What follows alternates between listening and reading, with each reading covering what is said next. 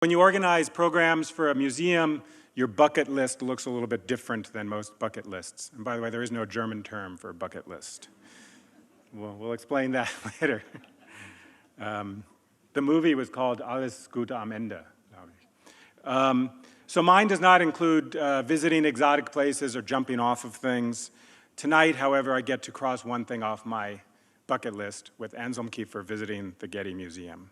Ever since I first studied in Germany in the 1980s, Anselm Kiefer's creations have tugged at me constantly, reappearing in my thoughts, challenging my thinking. I still vividly recall the first encounter I had with Mond und Gedächtnis in the hall of the Hamburger Bahnhof, the playfulness of the wilting fuselage of the fighter jet that he crafted, the wings laden with lead books, simultaneously inviting and refusing readership, the windows filled with the shimmering blue-gray poppy seeds, and only much later did I discover that the title referred to the haunting poem cycle Mond und Gedächtnis by Paul Celan, which frequently echoes in Kiefer's works. Many years after that first viewing, layers of meaning continue to unfold for me. Born amidst the rubble and ruin of humanity's greatest travesty in the final weeks of World War II in Germany, Anselm Kiefer offers us everything we might ask of an artist.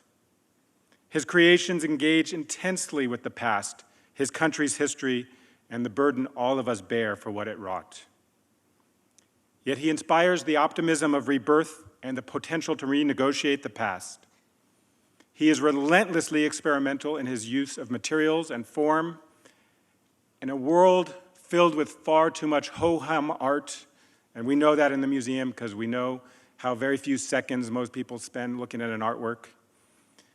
Nobody says ho-hum to Anselm Kiefer's work. It's impossible to ignore. Next time you're in a gallery with his art, look around you and see how it affects people. Everyone reacts in one way or another. And I was trying to put words together to bring all of this succinctly to sum up my feelings about Anselm Kiefer's work. And the answer, as it often does, came from my small daughter, who said to me the other day, "Daddy, do you want to art with me? Papa, willst du mit mir kunsten?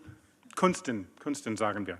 It was a way to get me away from the email, but then I realized it's also a way to describe Anselm Kiefer. He doesn't simply make things, kunstet. He arts. Now, it's customary at this point to read a list of honors, awards, and collections holding the works of the artist, but we don't have an hour. I'll mention just one. In 2008, Kiefer was awarded the Peace Prize of the German book trade, the most important award in Germany for peace and culture. It has been awarded since 1950 by German publishers, the first award going to Albert Schweitzer. Kiefer is, as far as I know, the only visual artist to ever receive the award, and no doubt it was not by chance that he received it exactly 75 years after the book burning in Germany. Now, normally we would put some flowers over there on the table before the conversation, but if you put flowers next to Anselm Kiefer, you don't know what's going to happen. So instead, and in recognition of his literary merit, we decided to put some books there instead. So please join me in a very warm welcome, Timothy Potts and Anselm Kiefer.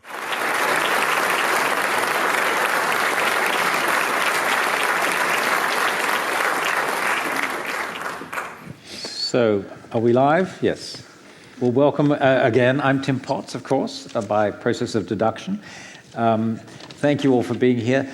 Just to clarify, this is not a lecture in a traditional sense. It is a conversation, but to put your minds at ease, most of the talking will be done by Anselm. I'm the interlocutor, so it's him we're here to hear from. And I think we'll start, if we may, with The Shape of Ancient Thought and the book, the small book that all of you hopefully have in your hands that you received as you entered, which is a recent project and one that connects with a lot of the themes and interests that you've been developing recently. Yeah. Anselm. Yeah, first I want to say that I asked to do a conversation and not a talk, because until now, when I did a conference, when I did a talk, I did it in German. Then it was translated in English or in French or wherever it was, and then I had to read it. And it's so dry.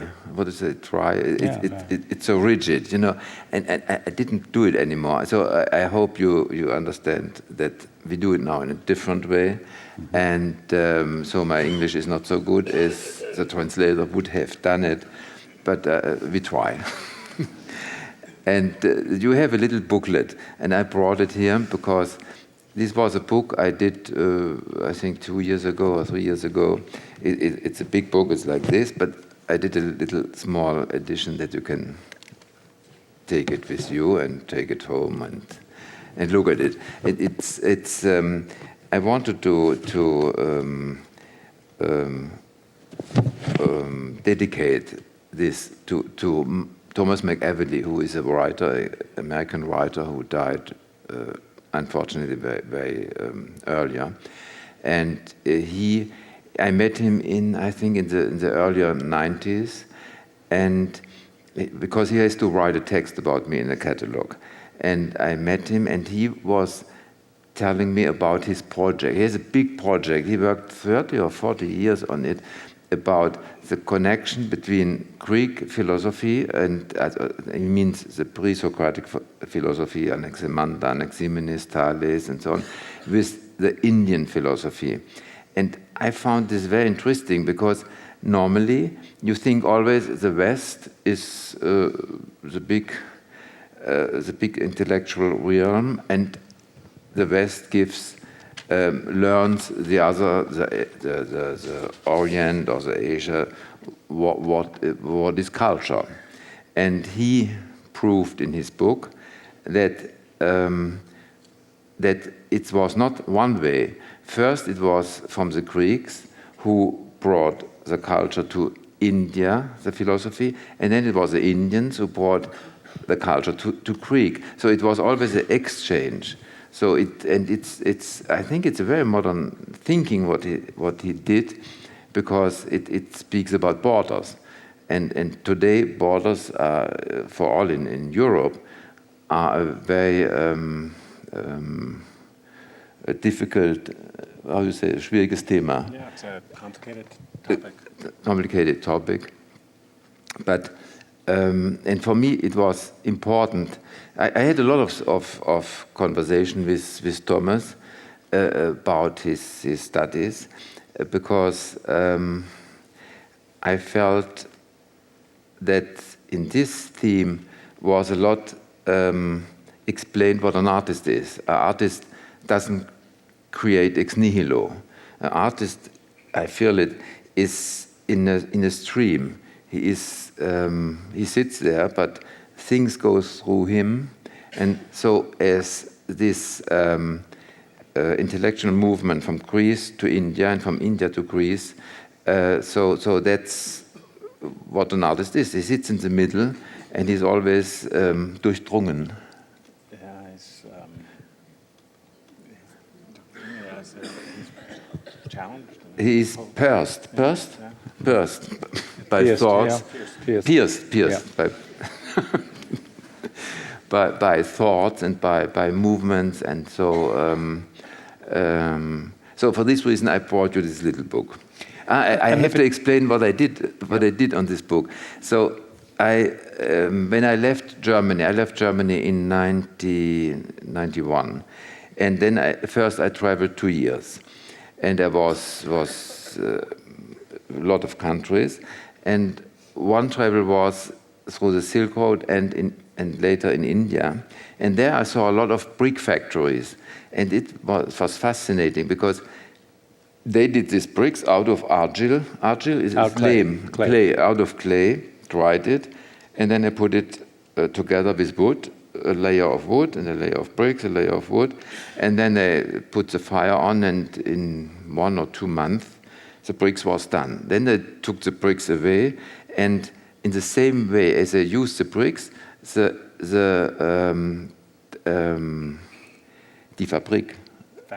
factory was no more there too, because the bricks was in the same time the factory. And I did a lot of photographs with these brick factories. I liked them very much. And then later, I thought, always thinking on this book of McEvilley, how I can combine the Greek how I can find a picture who combines the Greek culture and the Indian culture. And so I made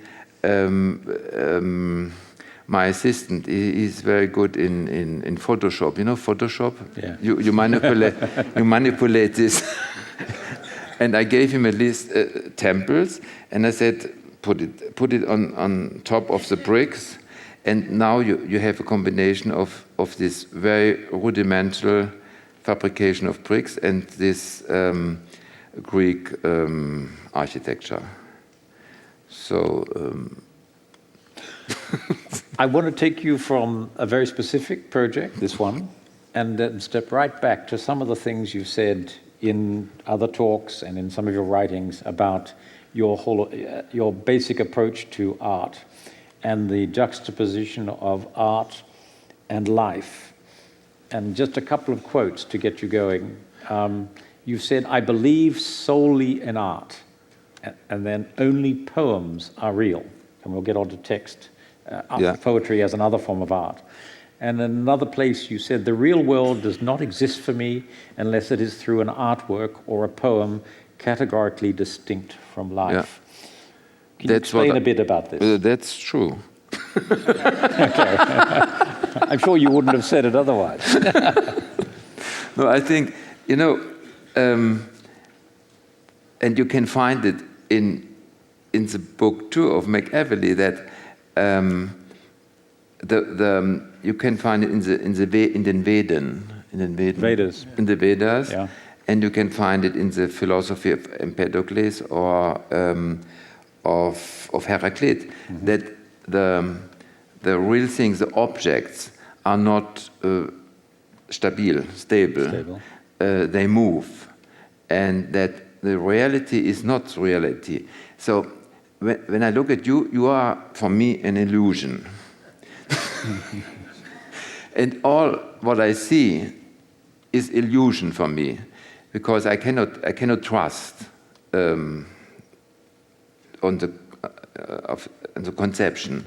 And what is not illusion is for me what is concentrated. A poem, for example, or a piece of music, or an artwork, is no more. It's illusion too, but illusion on another level. So, and I couldn't live without poetry, for example, because poems are for me a concentration of reality and makes it less illusionary. So putting it that way, it seems then it's almost this is almost coming out of Descartes. You can doubt everything that you seem to be seeing, but what is most real are the thoughts you have, the meanings that art has intrinsically, that they cannot be doubted. Yes, but we have to distinguish about thoughts and about art. So art is not only thoughts. It's not only art is a combination of three things. It's feelings, it's intellect, and it's will. And if these three are together, then it becomes art and it becomes real. So I would not say what Descartes said, that ich denke, also bin ich. I would say the feelings are as important as the thinking, because a lot of decisions are not made only by rational things; they are made also about feelings, and you can see this in politics and in the industrial management, that a lot of decisions are made with feeling. The feelings are part of it. So if art is the more real part of your life, Yeah. you also talk often about how it's impossible to really define, to try and pin it down, to define what is art from what is non-art, and that there is this fluidity in all things. And you've compared it in one case to the notion of the number pi, which is you can increasingly get close to defining it, but you can Yeah. never actually Yes, get. I was very bad in mathematics in school, but I was fascinated by pi. I say pi. You say pi. We say pi. Yeah. Because you remember perhaps how what pi is, to calculate the content of The the circumference circle. of the circle, yeah. You do tangents from the one side and tangents from the other side, and you approach them more and more, and you get 3 point something. Yeah. And I heard that there are mathematicians, they get suicide. No, it's not a joke. Huh? They go because they wanted to have the number precise, And I don't know how much Stellen hinter einem Komma. How many positions? Decimal points, yeah. To how many decimal points? And I was fascinated by the idea that someone, a mathematician, gets suicide because he cannot get something, And so, but why you speak about pi? Because on the one hand, art is the core of your life and the thing that's most real, yet it's still difficult to define. You say often, words, you cannot describe art. In a way, you destroy it when you try to put art into words. So it's at the center, but it's also indefinable. It's not, it is a vague concept, if you like. But that doesn't diminish its importance for you. Yeah, it's difficult to define art. That's very difficult. It doesn't mean that I cannot tell immediately if I see a painting if it's art or not. I can say this immediately, but I cannot explain you why. So it's not. You cannot give a definition as about other things about art. It's not. And also art is always, it goes, you hold it in hand and it goes away, because there's also the anti-art, the futurists, or they want to destroy the art, and destroying the art is art too. So it's very difficult to get this fish, in the hand, Yeah. Okay. You, again, have spoken a lot about the conceptual basis of your work. And I think that comes through in a way very clearly.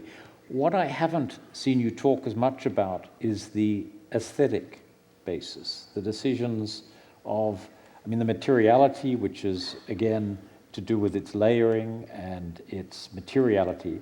But how much what would be conventionally considered aesthetic considerations play in the structuring of the image? Yeah, aesthetic in this context is a very difficult word. Yeah, that's why I'm asking. Because artists don't want to be aesthetic.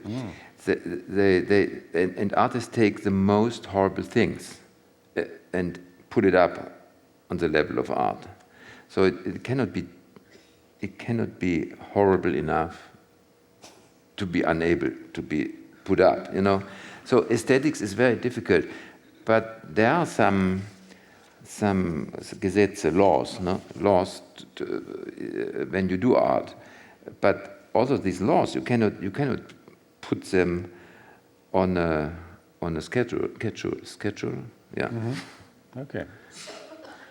And yet your work has recurrent qualities to it that over your career, the palette, for even at the basic level of the palette, the dark, the blacks, the grays, the earth colors that come from the soil, the straw, and so on. There are these elements visually that are threads throughout what you do. Are they driven purely by the conceptual basis of it, or does it have another dimension? I do always before I start a painting or a sculpture, I do a concept. I have an idea what I want to do. But then the concept get lost. Most of the times it doesn't work, and then I get another concept. So you need a concept to start with, but then I lose it, and I have it always goes to another in another way as I thought should be. And I work for this. I want to be surprised, Otherwise, I wouldn't do all this pain to work so much, you know. Yeah. And maybe say a bit more about, that's a bit about the process, which is another aspect. You've talked about how when you start a work and you're fully invested in it and you're sort of in the painting, and then there comes a phase when you need to stand back and see it. It's a rhythm. It's a certain rhythm. When I start painting, sometimes I'm in the color, I'm in the material, and I start without unconsciously, perhaps sometimes unconsciously, and then after a certain time I have a result, mostly a very bad one, but I have a result, and I can put it in front of me, and then a conversation starts. So I have to discuss with the painting what it means, because it comes out something, some color, some object, and I don't know immediately what it means to me, what it says to me. So what I did is something out of me. It's like another person. And then after this conversation, I continue to do something when it's more clear. And then this is repeated sometimes one time, sometimes 3 times, sometimes about over years. It depends. And sometimes you decide you need an intervention with nature. You might bury it, you might paint it black, you might... No, I need what's help. What's going on with that? I need help very often, yes. And nature can help you. And I put the painting out in the snow or in the rain or for 1 month or even 1 year. And sometimes, recently, since 2 years, I put them in electrolysis. You know, electrolysis is when you have 2 metals and you put high ampere, not voltage, ampere, amperage on it, then the metal gets ionized and one metal wanders to the other one. And I put the painting between, and so the painting changed drastically because it's not made for the electrolysis.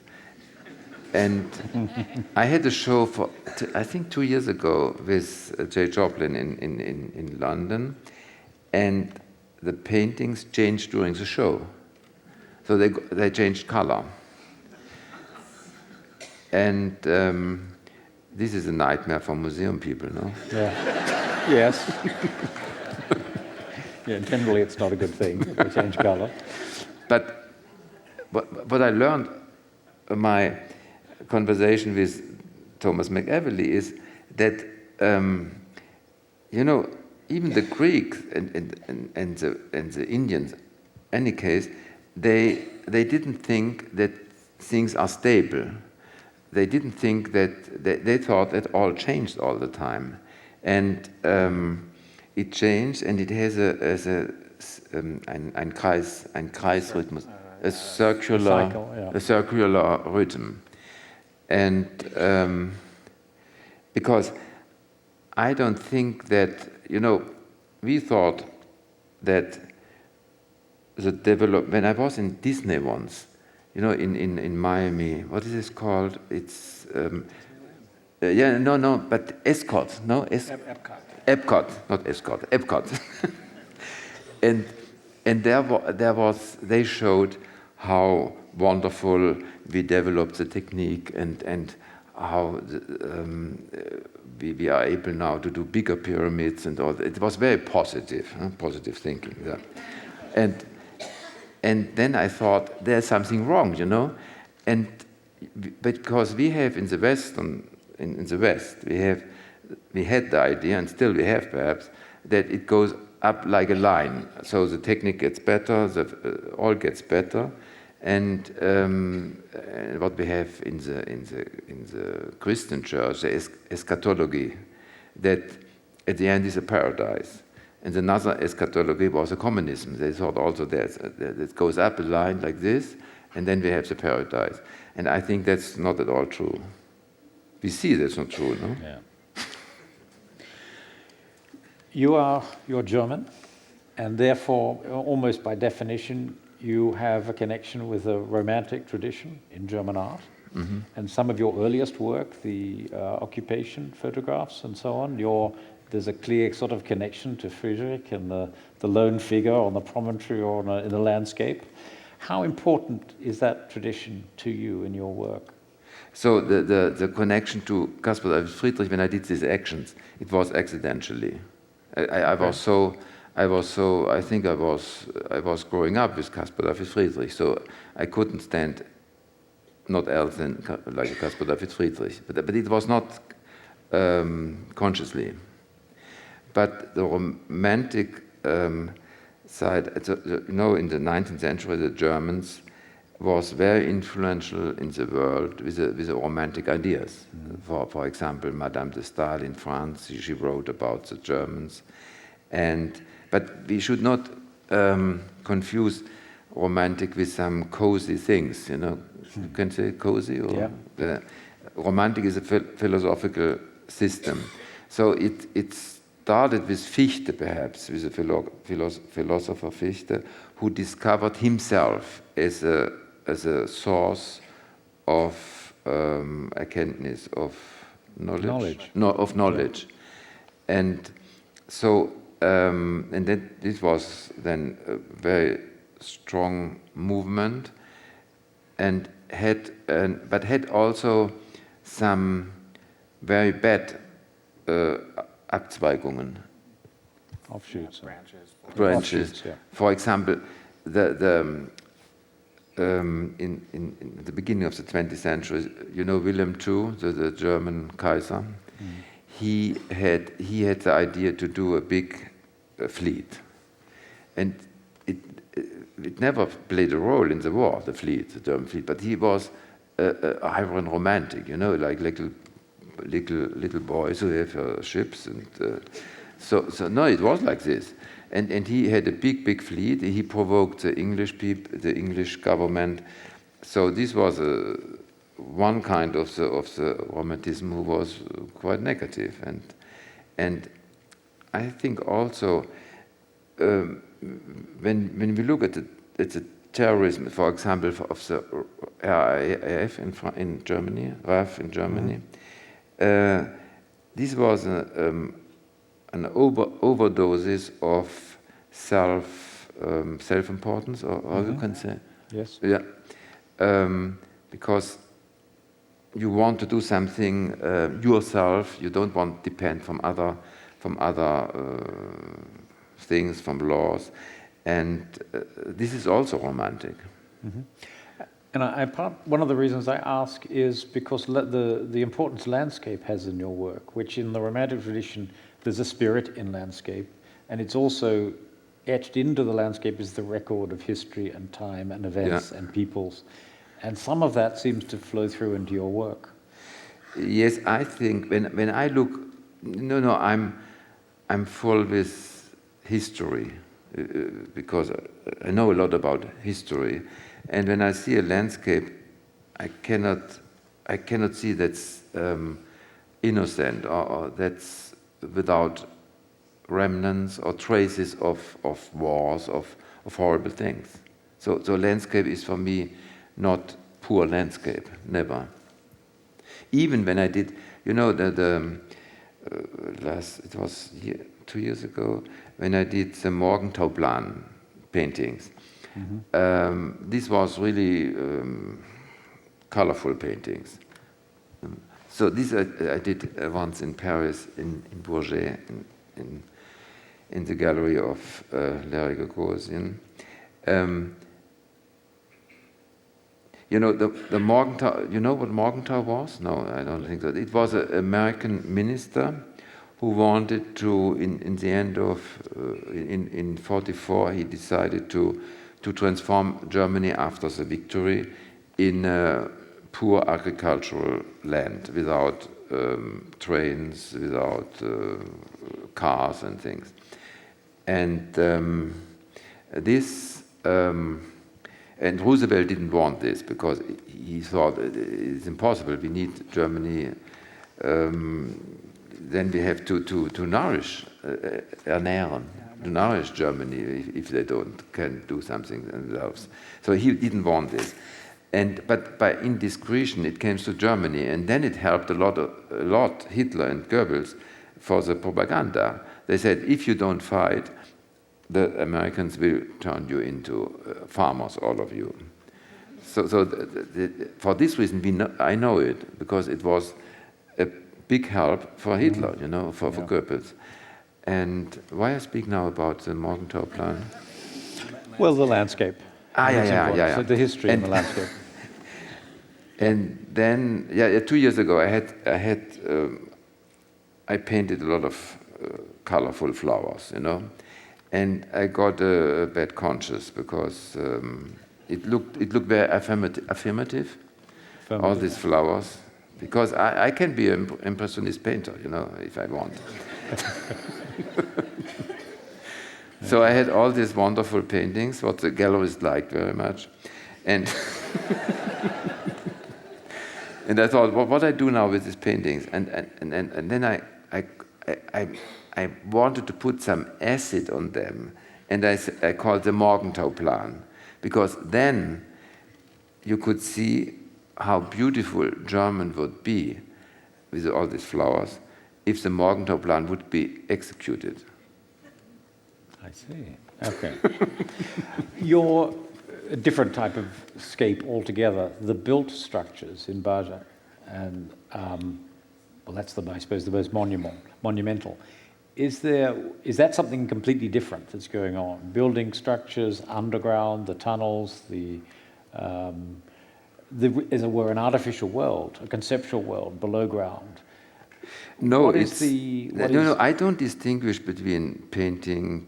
I do a lot of books, too, and I build things. I think it's all in a fluxus. So the landscape in Barjac I changed completely. I did roads I did lakes, and there are now 54 buildings.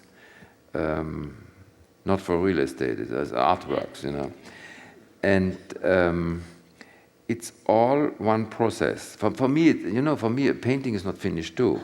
It's not finished. So in Barjac, all these environments are not finished either.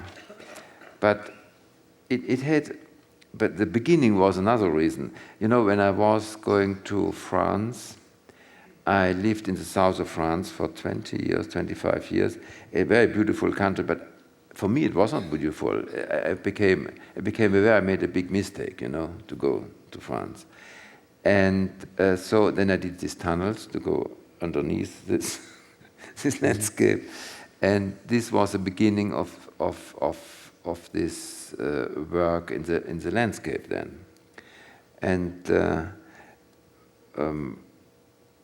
it's always different, the beginning from the end. It's always different from what you want to do and what you get then. I think in life too, when you have an idea, what you dream, what you want to get, and when you get it, it's not what you dreamed, no? It's very often like this.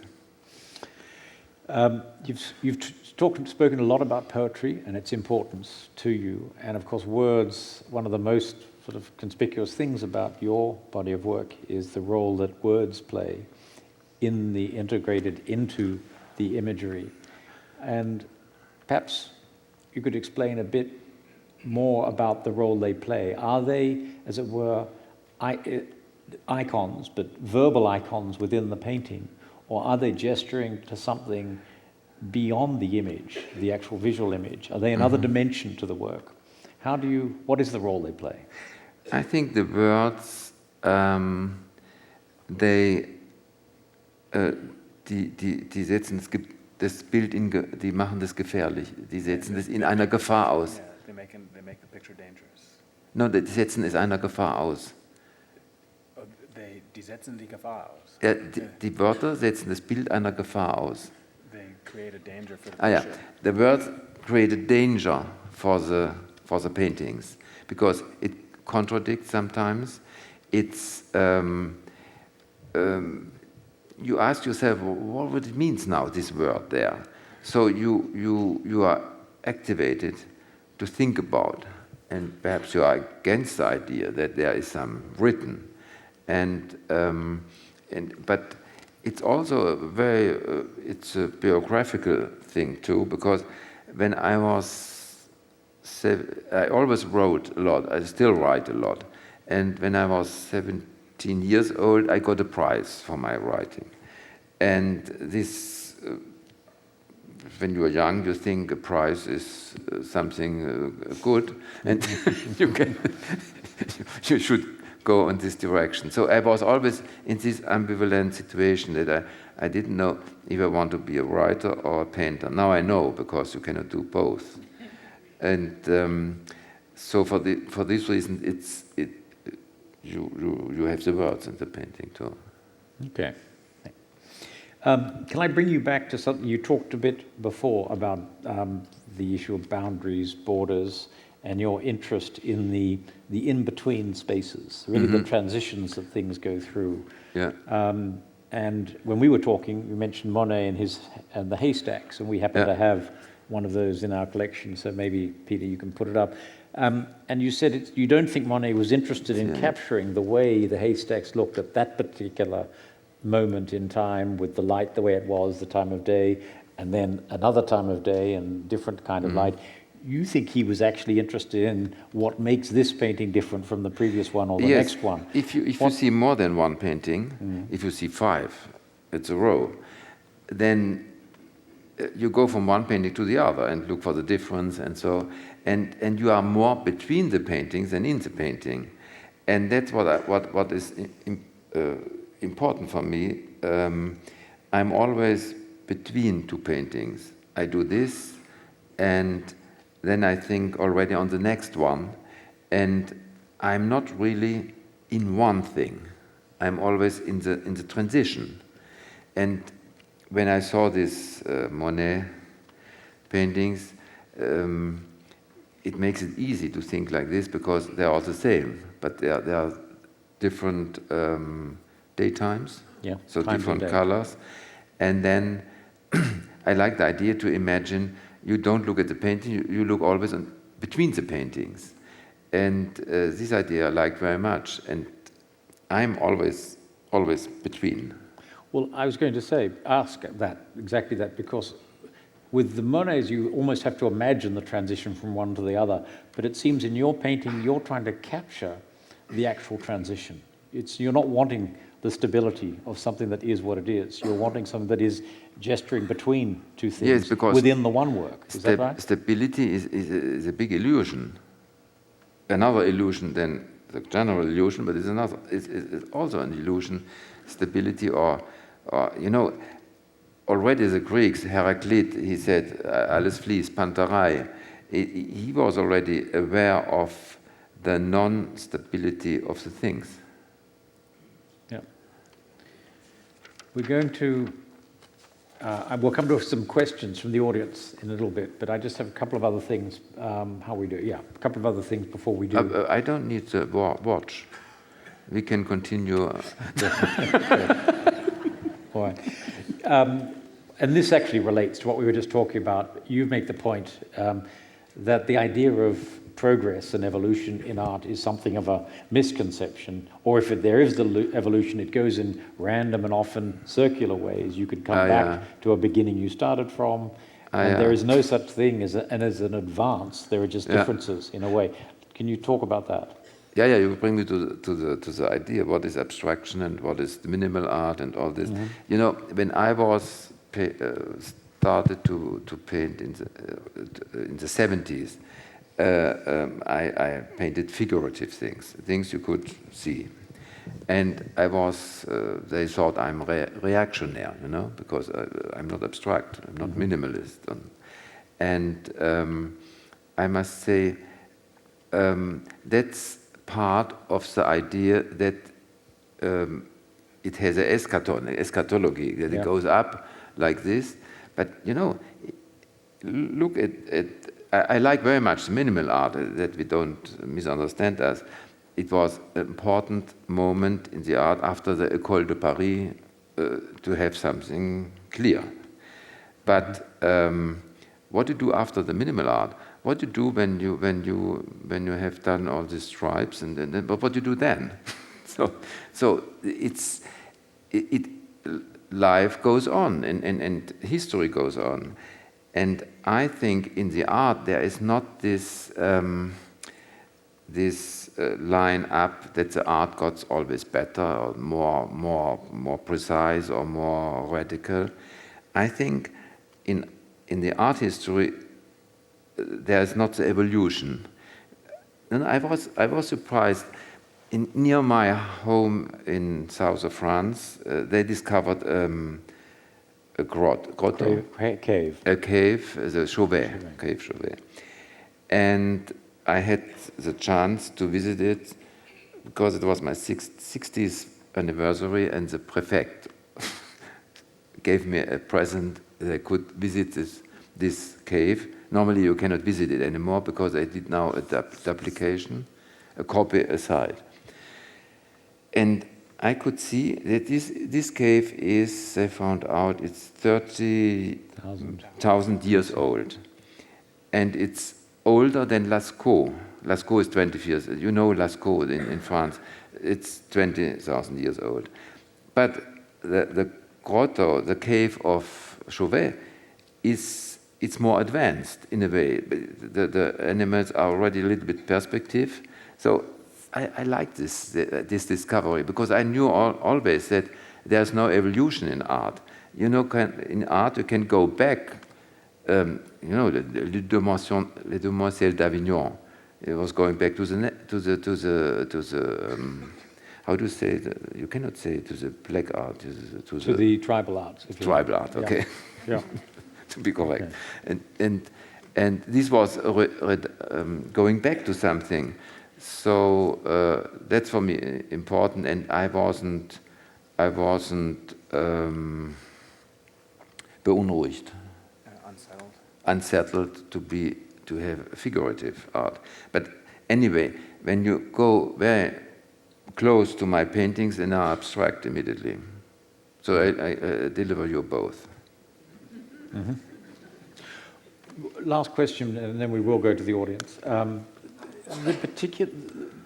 Your interest in transitions, and of course alchemy is one of the, as it were, one of the greatest historical manifestations of interest in that. And the particular materials that seem to have deep meanings for you, the lead, the straw, the earth, and things like this. Where do these conceptions come from? Is it with lead? Is it your sort of personal reaction to the mutability of the material, or is it something deeper?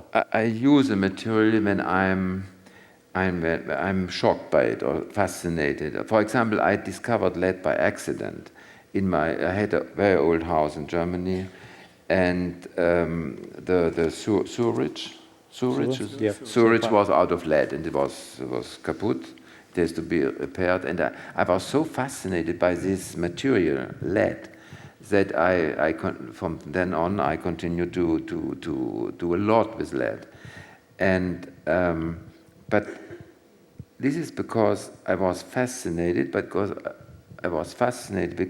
there was something in the material. I think the materials have already some spirit in. It's not like Plato, who said there are the ideas, and then the ideas produce the objects. Concrete objects. Yeah, I think the spirit is already in the material.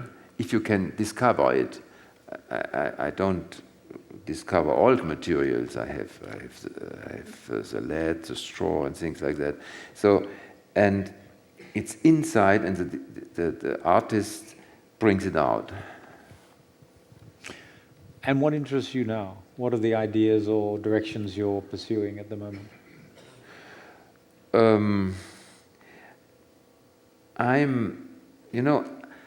Before I came here, I was in Vienna, and I had a talk with a quantum physicist, and this was so fascinating. I learned so much because he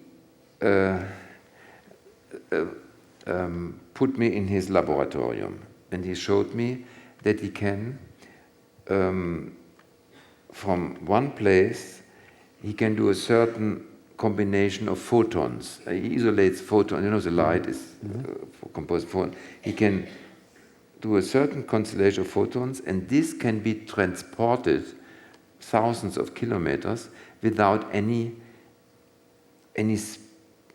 they are not connected. No connection. Yeah. And this is a new. He is a who developed this, and it's against all physicist law, and I was fascinated by this. I cannot explain it you really good because it's not. I'm not able to do it really. But what I conceived, this goes on, and also I was very impressed once.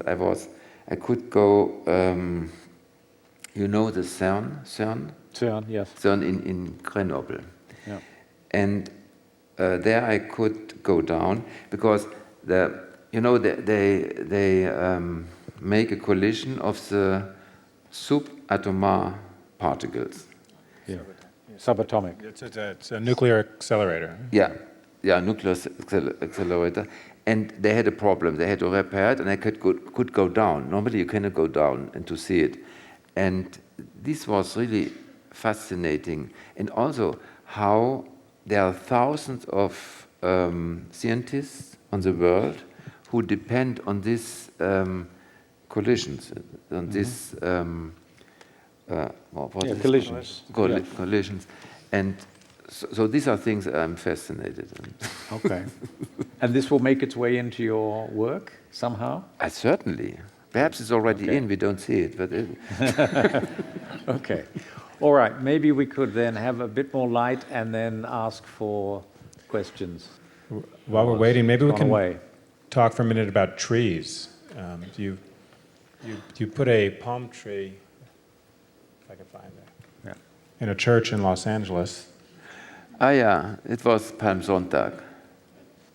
You know, I'm raised Catholic in a poor sense, and I was altar boy, and I still can do the Messe in Latin. I have still in my head. I forgot a lot, but this is still there.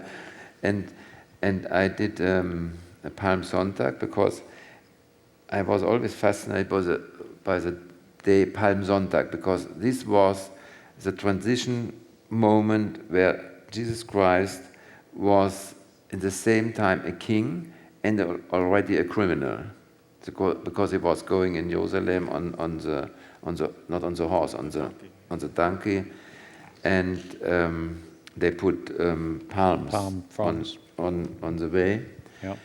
And so there you see the palm tree, who is the artificial one, because the museums don't like the real trees because they have little animals in and they go to the other paintings and so on. So it's the artificial one. True. And there are some works under vitrines who commentate this Palm Sunday. Yeah. But I'm quite interested in your physicality of, you have several studios, which they are huge. So I just wonder how you manage in your subconscious to control.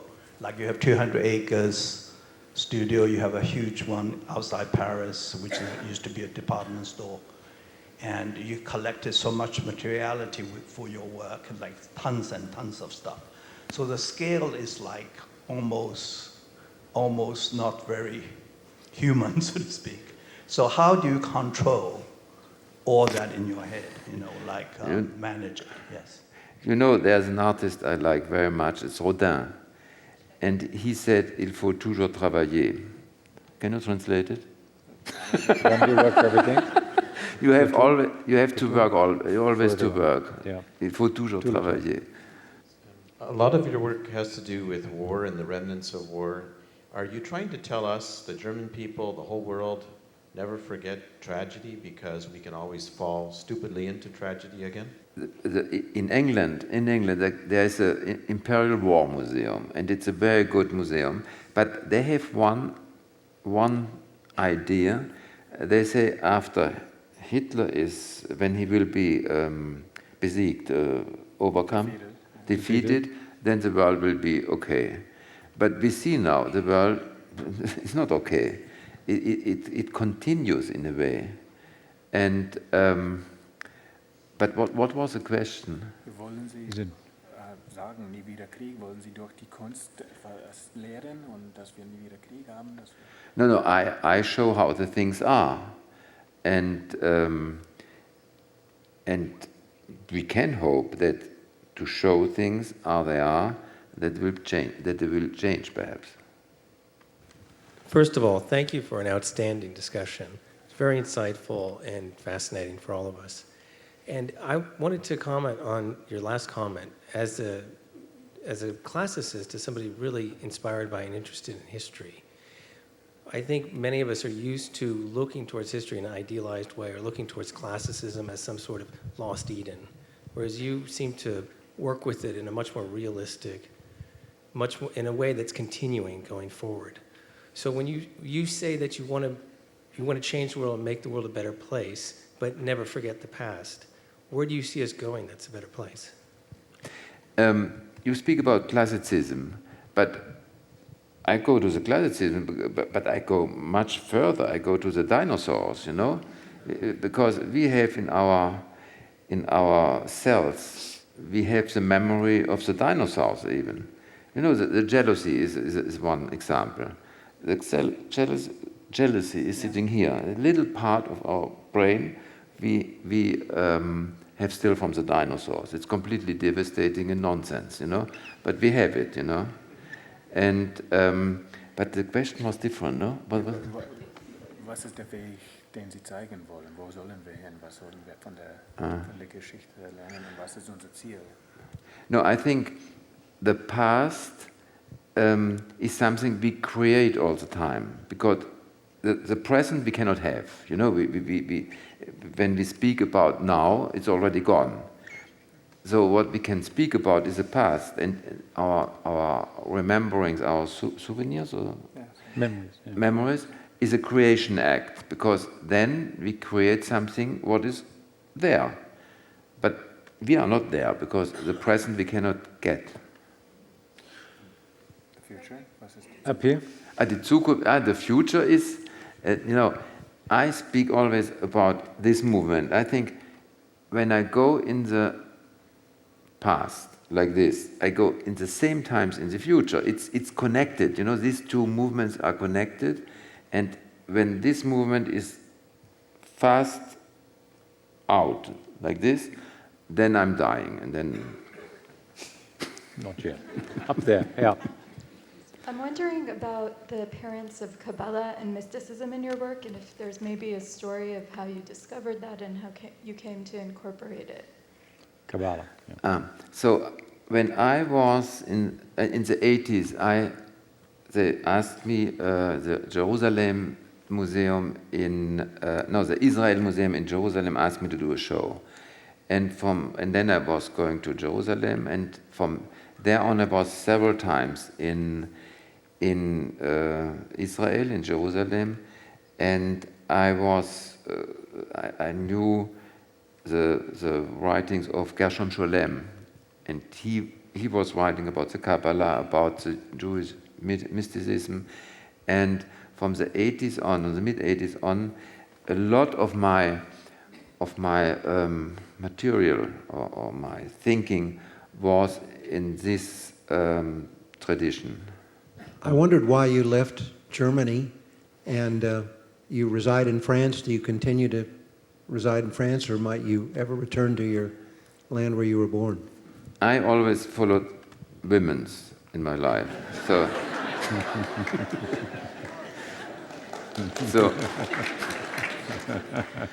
it was a mistake, but You're on a winner in there. art, you know, I learned when you do a painting, you do a lot of mistakes, but they lead somewhere, you know. So the timing had nothing to do with German unification? No.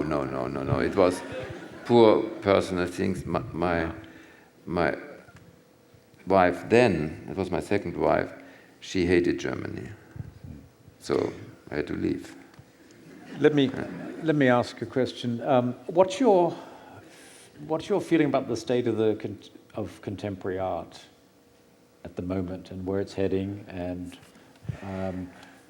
I think it's a big work today to see the art, because you have to do the discrimination, you can say. Yes, you have to distinguish. You have still the same amount of art, but you cannot multiply. You can multiply the museums, but you cannot multiply the artists. It doesn't work, you know. And today, before there was the artists we know, and there was a lot of artists who worked for the saloons, you know.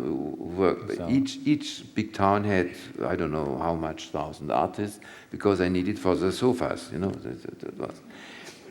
And today this is mixed up. It's not a big problem, but you have to be more diligent or more diligent. You have to work harder. Before you knew if someone is known, it could be good, you know. Today, if someone is known, you have to look. It's good, you know. A couple of times at least that I saw your artworks in a museum close to Joseph Beuys. So, for example, in Hannover, Bahnhof, and here at the Broad in Los Angeles. So my question is, how do you feel to usually be close to him in a room, in a museum? Do you see any connection about your artistic journeys or other so? No, but when I was knowing Beuys, I had already finished my studies. I had already my exam, my diploma, and I was going to Düsseldorf to meet him. I was never in his class, you know. I met him from time to time, showed him my work, and I. When I did this action, when I conquered the European countries, it was very controversial in the art school in Karlsruhe, and when I showed it to Beuys, he just looked at it and said, "It's a good action." You know, he looked at in a professional way, not in the moralistic way. If it's perhaps misunderstandable or so, and I think that Beuys is, I would say, for me, the most important artist after the war. Und sie fragt, ob Sie gern neben ihm immer aufgestellt werden. Yes, in the Tate it was the same. In London, I was in one room with Beuys. And for me, it's an honor. I'm very intrigued by what you said about jealousy coming from the occipital region of the brain. You spoke about the scientist and the subatomic particles. Me, myself, I'm a scientist. My boyfriend here is the artist, and our conversations are very interesting, to say the least. But I'd like to know from you, if you have feelings on it, the power of art with science, and I feel like you are. What science? With the power. Kunst und Wissenschaft. Also, yeah. How you feel like they could build each other up, or if you do feel like they could. You help yourself, no? No. Nein, Do you? Also, yeah, sure. No, it's not a question of help. It's a question of what is there. You know, an artist. Is in the life. He is there. So he is in the politics. He is in the research, in the scientist. Science. So because the artist doesn't create ex nihilo. It doesn't exist. He takes all in, or things go through him, and it's not help. It's just it's there, and you use it.